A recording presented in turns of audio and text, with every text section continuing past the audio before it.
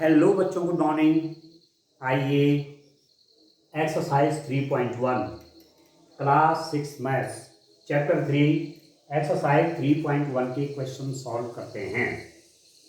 Chapter का नाम है संख्याओं के साथ खेलना, प्लेइंग विद नंबर्स। जैसे आपका चैप्टर का नाम है खेलना, किसके साथ? संख्याओं के साथ, प्लेइंग विद नंबर्स। तो जब ये काम आप करेंगे, इस चैप्टर की पढ़ाई लिखाई होगी या किसी और चैप्टर की पढ़ाई लिखाई होगी, तो इंटरेस्ट से काम करना है। जैसे आप खेलते समय बड़ा आनंद लेते हैं, वही इस पर काम करना है। ऐसे दिमाग में बोझ नहीं डालना है, ठीक है? ध्यान से समझेंगे तो सब सरल है, ठीक है? अब आपका ये क्वेश्चन नंबर 3 है।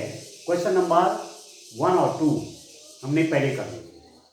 क्वेश्चन नंबर 3 आपका है, ये कॉलम नंबर 1 है, ये कॉलम नंबर 2 है। स्तंभ 1, स्तंभ 2, इससे यहां मैचिंग करनी है।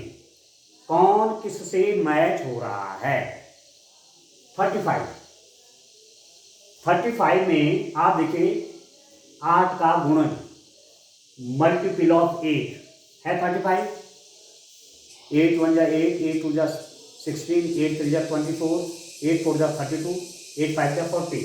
कहीं नहीं आ रहा है, तो ये कैंसिल हो गया इसके। 7 का गुणज, अब 7 की टेबल बोली।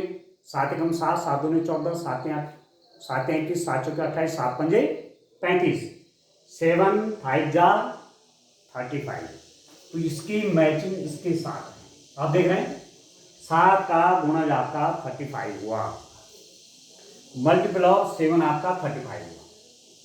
और आप देखिए 15 का, देखिए 15 8 का गुणज नहीं है। 8 1 जा 8, 8 2 जा 16, 8 का मल्टीपल नहीं है, 7 का मल्टीपल भी नहीं है, ठीक हो गया। परंतु इसको देखिए आप, 70 का गुणज भी ये नहीं है। गुणज है तीसरे में भी गुणज ही है। चलिए देखते हैं। 30 देखिए, 30 का गुणनखंड कौन सा? 15। 30 का गुणनखंड है या नहीं? आगे देखिए, इसका फैक्टर निकाले जो 30 के। तो 30 के फैक्टर कैसे निकालते हैं आप? 1 to 30 को लिखते हैं आप 1 into 30। तो एक फैक्टर 1, दूसरा फैक्टर 30। एक आप 30 में 2 से डिवाइड करते हैं, 2 15 जा 30। तो आप 30 को लिखते हैं 2 into 15। तो 30 के गुणनखंड हो गए 2 और 15। 30 के फैक्टर 2 भी 30 का फैक्टर है, 15 भी है। 30 का एक फैक्टर 1 है और 30 है। तो 15 का और 30 का एक फैक्टर आपका 15 है। आप ये हो, ठीक है? अब इसकी ओर चलिए। 16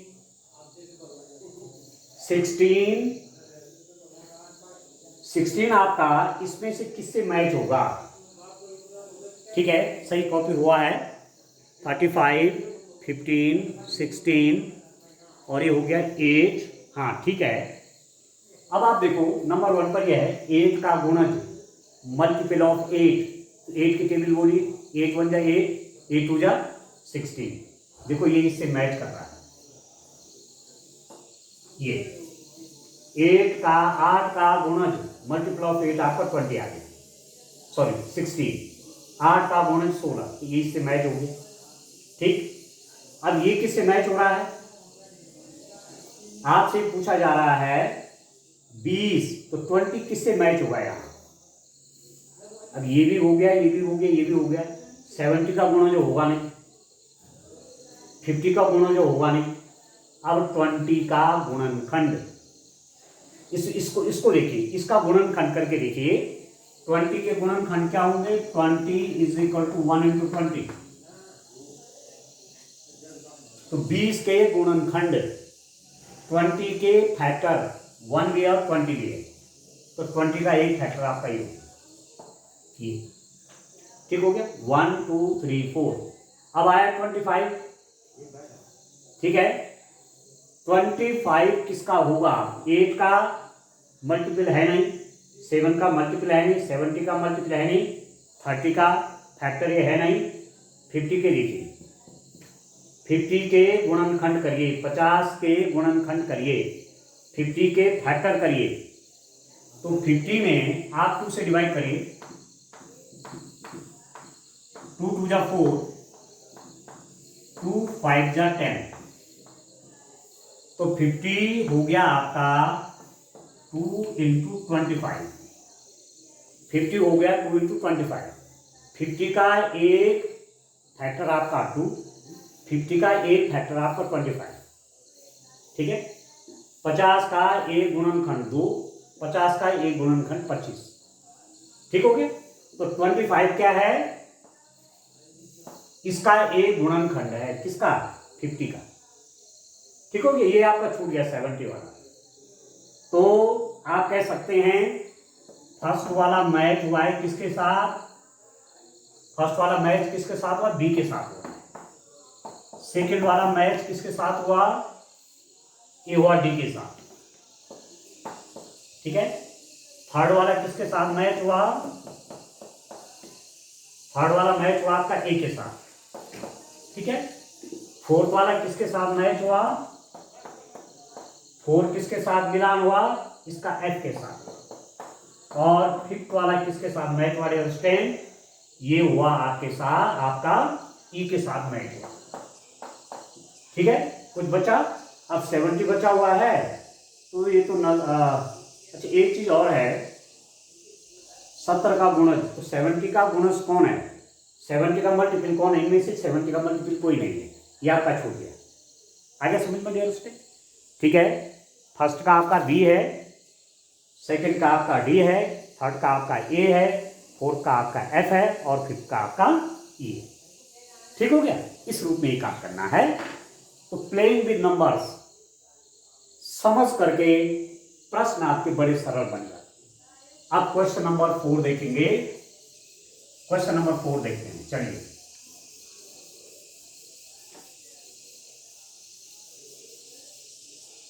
चलिए डियर स्टूडेंट, क्वेश्चन नंबर 4 देखते हैं।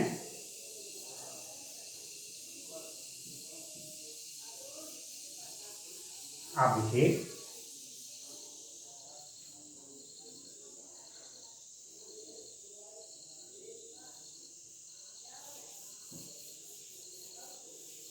ठीक है। क्वेश्चन नंबर 4 पढ़ेंगे डियर स्टूडेंट। क्या है क्वेश्चन नंबर 4, क्वेश्चन नंबर 4 आपका है 9 के सभी गुणज ज्ञात कीजिए जो 100 से कम हैं, ठीक है। Find all multiples of 9 up to 100, find all multiples of 9 up to 100, ठीक है। तो क्वेश्चन नंबर 3 जो आपका था, यहां से देख लीजिए, ये एक्सरसाइज होगी 3.1, ये क्वेश्चन नंबर आपका 3 है, देखिए, ठीक है। ये इसका दूसरा वाला पार्ट इंग्लिश में ही, इसका दूसरा पार्ट पूरा नहीं हुआ ना अभी वो, तो आप यहाँ देखिए, ये तो ये आपका क्वेश्चन नंबर 3 पूरा हुआ, और क्वेश्चन नंबर 4 आपका यही है, ये क्वेश्चन नंबर 4 भी। हिंदी में भी देख लेते हैं। हिंदी में आपका यहाँ था मैच करिए इन दोनों को, ठीक हो गया, इन दोनों को मैच करिए। देखिए यहाँ देखिए आप, ये आपका क्वेश्चन नंबर 3 हिंदी में है जो हमने कर दिया है, और क्वेश्चन नंबर 4 आपका इंग्लिश में है, ठीक है। तो क्वेश्चन नंबर 4 हम कर देते हैं। थोड़ा ब्लर आ रहा है, इसको मैं सही करने का प्रयास कर रहा हूँ।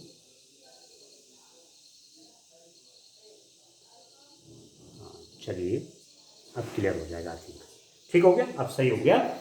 अब आप देखिए 9 के सभी गुणज, 9 के सभी गुणज जो 100 से कम हैं, जो 100 से कम हों, ठीक है। Multiple of 9 less than 100, multiple of 9 up to 100 लिख दीजिए। Multiples of 9 multiples of 9 up to 100। अब आप 9 की टेबल बोलिए। 9 को 9, 9 दूनी 18, 9 3 27, मल्टीप्लाई तो निकालते हैं। 12 बोलिए। 9 9 9 2 9 9 3 27, 9 चौके 36, 9 बजे 45, 9 छक्के 54, 9 सत्ते 63, 9 अठे 72, 9 9 81, 9 दशम 90 और ये 99। अब फिर उससे बड़ा हो जाएगा, ठीक है, वो 108 हो जाएगा। तो हमें 100 तक के देखने हैं। 9 1 9, 9 2 18, 9 3 27, 9 4 36, 9 5 45, 9 6 54, 9 7 63, 9 8 72, 9 9 81, 9 10 90 और 9 और 11 का मल्टीप्लाई 99। तो ये सब जो हैं 9 के क्या हैं, गुणज हैं, 100 से कम के, ठीक है। Multiple of 9 up to 100। तो याद है सरल कि नहीं, आप बताइए, सरल है ना, ठीक है। अब संख्याओं का कुछ और अध्ययन करते हैं डियर स्टूडेंट, ठीक है। अब मैं इसके आगे, अब आपने इस वाले एक्सरसाइज में, जो हम एक्सरसाइज हमने 3.1 करी, इसमें आपने दो चीजें पढ़ी। एक तो फैक्टर निकालने सीखे, कैसे आप फैक्टर निकालते हैं, और दूसरा आपने क्या सीखा, दूसरा आपने मल्टीपल निकालने सीखे। किसी भी नंबर का मल्टीपल आप कैसे निकालते हैं, ये दो चीजें आपने समझ, ठीक है। अब मैं थोड़ा सा संख्याओं पर और आगे बढ़ता हूं, और टाइप की किस प्रकार की संख्याएं आती हैं। देखिए, एक संख्या आती है अभाज्य संख्याएं, ध्यान दीजिए, अभाज्य संख्याएं। जब आपने फैक्टर निकालना सीख लिया है, गुणनखंड निकालना सीख गए हैं आप, तब आप अभाज्य संख्याएं, इनको बोलते हैं प्राइम नंबर्स। प्राइम नंबर्स ये बहुत इंपॉर्टेंट है डियर स्टूडेंट, ये परीक्षाओं में भी आते हैं, आगे जब प्रतियोगी परीक्षाएं आप करेंगे वहां भी आते हैं, कॉम्पिटिटिव एग्जाम में। दूसरा टाइप का है अभाज्य संख्याएं, ठीक है। एक मैंने अभाज्य संख्या बोला, प्राइम नंबर बोला, और दूसरी प्रकार की संख्याएं होगी आपकी भाज्य संख्याएं। भाज्य संख्याएं, ये हो गया आपका कंपोजिट नंबर। कंपोजिट नंबर, भाज्य संख्या, ठीक है। अब नंबर आप जानते हैं, देखिए 1 2 3 4 5 6 7 8 9 10 और चलता जाएगा जहां तक काउंटिंग करो। अब पहले मैं इस पे नहीं आता हूं, आपने गुणनखंड पढ़े, फैक्टर पढ़े आपने, तो जैसे मैं माना 6 ले लूं, 6 के क्या फैक्टर होंगे, आपने 2 से डिवाइड किया, आपने पहले उसको 1 से डिवाइड करते हैं। आप पहले 1 से देखते हैं, तो 1 से तो 6 डिवाइड हो जाता है, तो आप लिखते हैं 6 को लिखते हैं आप 1 into 6। तो इस 6 का एक फैक्टर 1 है और इस 6 का एक फैक्टर 6 है। 6 के अभी इसके हिसाब से 1 और 6 दोनों फैक्टर हो। अब मैं 6 में 2 से डिवाइड करूंगा, 2 3 जा 6, तो 6 हो गया आपका 2 into 3। 6 कितना हो गया, 2 into 3, 2 3 जा 6। तो 6 के फैक्टर क्या हो गए, फैक्टर्स ऑफ 6, फैक्टर्स ऑफ 6। 6 के फैक्टर हो गए 1 2 3 और 6। 6 के फैक्टर हो गए 1 2 3 6, ये फैक्टर हो गए, ठीक हो गए। तो 6 के फैक्टर हो गए। तो जब जो है किसी संख्या के फैक्टर 2 से ज्यादा होते हैं, किसी संख्या के गुणनखंड 2 से ज्यादा हो गए, जैसे इसमें देख रहे हैं 1 2 3 4 आ गए, तो एक तो आपका 1 आया, ये कौन सा 6 है, इसके अलावा और भी हैं, किसी नंबर के दो फैक्टर तो होते हैं, 1 और वो स्वयं, जैसे 3 है, 3 को लिखते हैं आप 1 इंटू 3, तो 3 के फैक्टर हो गए, 1 भी 3 का फैक्टर है और 3 भी है, तो ये दो फैक्टर तो ही हैं, इसके अलावा और कोई फैक्टर नहीं है इस 3 का। ऐसे आपका 2 है, 1 इंटू 2, 1 को देखिए, 2 को देखिए आप, 1 इंटू 2, 2 का फैक्टर आपका 1 है, अब 2 का फैक्टर आपका 2 भी है, तो इस 2 के दो फैक्टर हो गए 1 एंड 2, इसके अलावा कोई फैक्टर नहीं है इसका। पर 6 में ऐसा नहीं है, 1 भी फैक्टर है, 6 भी फैक्टर है, 1 और स्वयं तो होना ही होना है, इसके अलावा 2 भी फैक्टर और 3 भी फैक्टर है 6 का। तो ऐसी संख्याएं जिनके फैक्टर 2 से ज्यादा होते हैं, 1 और स्वयं के अतिरिक्त और भी फैक्टर हैं, जैसे 4 के फैक्टर देखिए, 4 के क्या फैक्टर होंगे, 1 भी 4 का फैक्टर है, 2 भी 4 का फैक्टर है और 4 भी फैक्टर है। 4 को क्या लिखेंगे, 1 चौके 4 में 1 इंटू 4 क्या हुआ 4, तो 1 और 4 किसके फैक्टर 4 के हुए। और दूसरा 2 से भी इसमें भाग जाता है, 2 2 जा 4, तो 2 भी फैक्टर हो गया, तो 1 भी फैक्टर है, 2 भी फैक्टर है, 4 भी फैक्टर है, तो 2 से ज्यादा फैक्टर हो गए, 3 फैक्टर हो गए, तो ये क्या है, ये भाज्य है। ऐसे मैंने 6 का निकाला, ये भी भाज्य है, ठीक है, ये भी भाज्य है, 1 भी फैक्टर है, 8 भी फैक्टर है, 2 भी फैक्टर है, 4 भी फैक्टर है, ये भी भाज्य है, भाज्य संख्या, ठीक है। और ये भी भाज्य है, क्यों है, 9 को क्या क्या लिखते हैं आप, 1 इंटू 9, और क्या लिखते हैं, 9 को लिखते हैं आप 3 इंटू 3, तो 9 के फैक्टर कौन कौन हो गए, 1 3 9, ये 1 के फैक्टर हो गए, 1 भी है 9 का फैक्टर, 3 भी है 9 का फैक्टर, 9 भी है 9 का फैक्टर, तो ये क्या हो गए, 1 और 9 के अतिरिक्त एक और है, 3 हो गए, तो ये भी भाज्य संख्या है, कंपोजिट नंबर है। 10 के कौन कौन फैक्टर होंगे, 1 तो होगा, 10 भी होगा और 2 भी होगा, 2 5 जा 10 और 5 2 जा 10, तो 10 के फैक्टर कौन कौन हो गए, 1 10 2 5, ये भी भाज्य हो गया, इसको भाज्य संख्या कहेंगे। अभाज्य कौन हो गए, जिनके फैक्टर दो फैक्टर, 1 और स्वयं, जैसे 2 है ना, अब 2 का देखिए, ध्यान दीजिए, एक बार भाज्य और अभाज्य संख्या को आपको समझ लेना है। जैसे मैं 2 आपसे कह रहा हूं, 2 को देखिए, 2 को लिख रहे हैं आप 1 इंटू 2, तो 2 के दो फैक्टर हुए, 2 के दो गुणनखंड हुए, 1 और 2, एक फैक्टर 1 है, दूसरा क्या है 2 है, इसके अतिरिक्त कोई और नहीं है, तो इसको बोलेंगे अभाज्य संख्या, यह भाज्य संख्या है।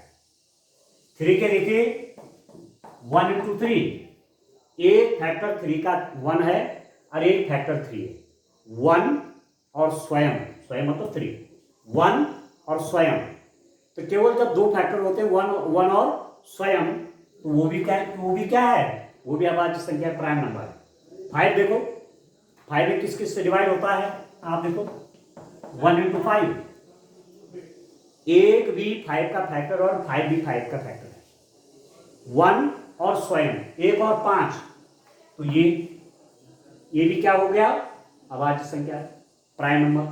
7 का देखिए, 1 इंटू 7, 1 7 7, 7 के गुणनखंड कौन हुआ, 1 और 7, 1 और स्वयं, इसके अलावा कोई और नहीं, तो ये 7 भी क्या है, अभाज्य संख्या।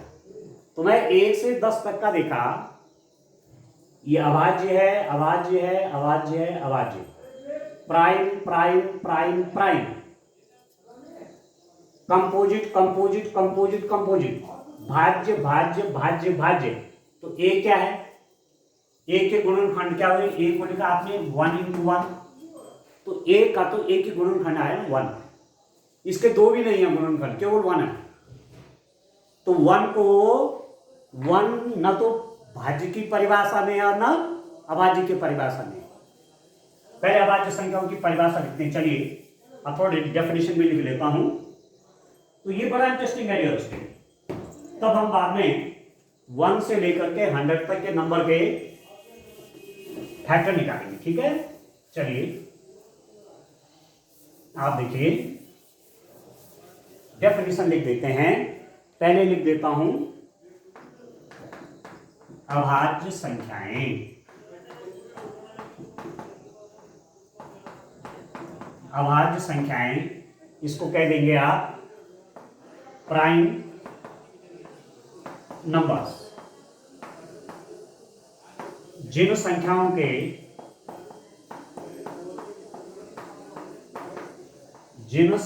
के केवल 1 और स्वयं गुणनखंड होते हैं, 1 और स्वयं के अतिरिक्त, 1 और स्वयं के अतिरिक्त कोई गुणनखंड नहीं होता, कोई अन्य गुणनखंड नहीं होता है, तो उन्हें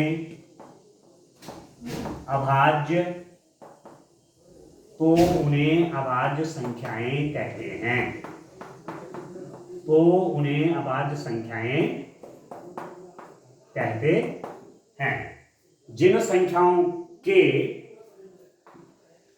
केवल 1 और स्वयं के अतिरिक्त कोई अन्य गुणनखंड नहीं होता, उन्हें अभाज्य संख्याएं कहते हैं। जैसे 2 है, 2 का 2 इंटू 1, तो 2 के गुणनखंड होंगे 1 और 2, इसके अलावा कोई नहीं है। तो जैसे एग्जाम्पल हो गया, प्राइम नंबर क्या हुए? Prime numbers have only 2 factors, 1 and itself. केवल 2 हैं, तो उन्हें आप प्राइम नंबर कहेंगे। जैसे 2 कहा, 3 कहा, 5 कहा, 7 कहा, ठीक है, 11 कहा, 13 कहा, ये चलते रहते हैं, इनकी संख्या भी अनंत है। तो सबसे छोटी अभाज्य संख्या कौन है? 2 है। 2 इज द लीस्ट प्राइम, याद रखना। 2 सबसे छोटी अभाज्य संख्या है, अपनी कॉपी में लिख दीजिए। 2 सबसे छोटी अभाज्य संख्या है, 2 इज द लीस्ट प्राइम, ठीक है। और एक बात और आती है कि केवल 2 समअभाज्य संख्या है। अभाज्य पर सम भी है, सम भी सम जानते हैं ना, सम संख्या ना जिनमें 2 का भाग चला जाता है। जैसे 2 है, 4 है, 6 है, 8 है, 10 है, ये सम संख्या है। तो 2 क्या है? समअभाज्य संख्या। केवल संख्याओं में एक ही ऐसी संख्या है जो समअभाज्य है, इवन और प्राइम भी है, इवन भी और प्राइम भी है, वो केवल 2 है। आप समझ गए? ये भाज्य संख्या। भाज्य संख्याएं क्या हुई? अब इसी को मैं भाज्य संख्याओं की परिभाषा बनाता हूं। देखिए मैं यहां पर लिख देता हूं कंपोजिट नंबर। जिन संख्याओं के 1 और स्वयं के अतिरिक्त अन्य गुणनखंड होते हैं। देखिए परिभाषा बदल दे। हमें भाज्य संख्या की परिभाषा क्या है? भाज्य संख्या है, कंपोजिट नंबर क्या है? जिन संख्याओं के 1 और स्वयं के अतिरिक्त अन्य गुणनखंड हैं या होते हैं। तो जिन संख्याओं के 1 और स्वयं के अतिरिक्त अन्य गुणनखंड भी होते हैं तो उन्हें भाज्य संख्याएं कहते हैं। अब समझ गए? यही मैंने इसकी परिभाषा बनाई। भाज्य संख्याएं कौन हुई? इनके फैक्टर 1 और स्वयं तो होता ही है, 1 और स्वयं तो होता है, इसके अतिरिक्त और भी होते हैं। जैसे सबसे छोटी भाज्य संख्या है 4। 4 के गुणनखंड क्या हुए? 1, 4 और 2।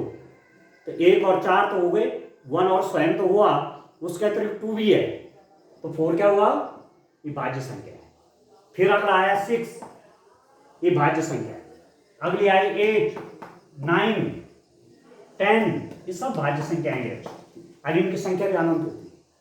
इसके फैक्टर मैंने कहा 1, इसके गुणनखंड 1 भी है, 4 भी है, 2 भी है, ठीक है, ये भाज्य संख्या। इसके गुणनखंड 1 भी है, 6 भी है, 2 भी है, 3 भी है, ये भी भाज्य संख्या, ये भी भाज्य संख्या, सब भाज्य संख्या है। तो 1 से 10 तक आप देख रहे हैं भाज्य अभाज्य। अभी 1 क्या है? इस पर स्टार बना देता हूं। 1 क्या है? 1 का केवल एक गुणनखंड है।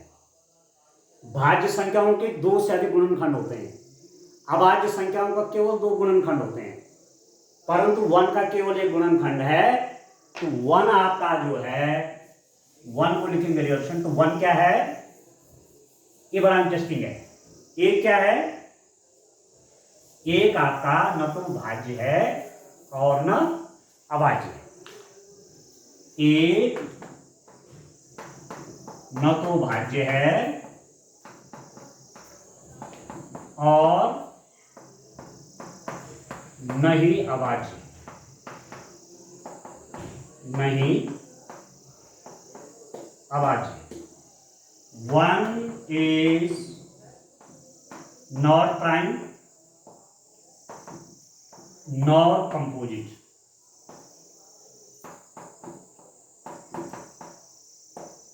1 is not prime nor composite.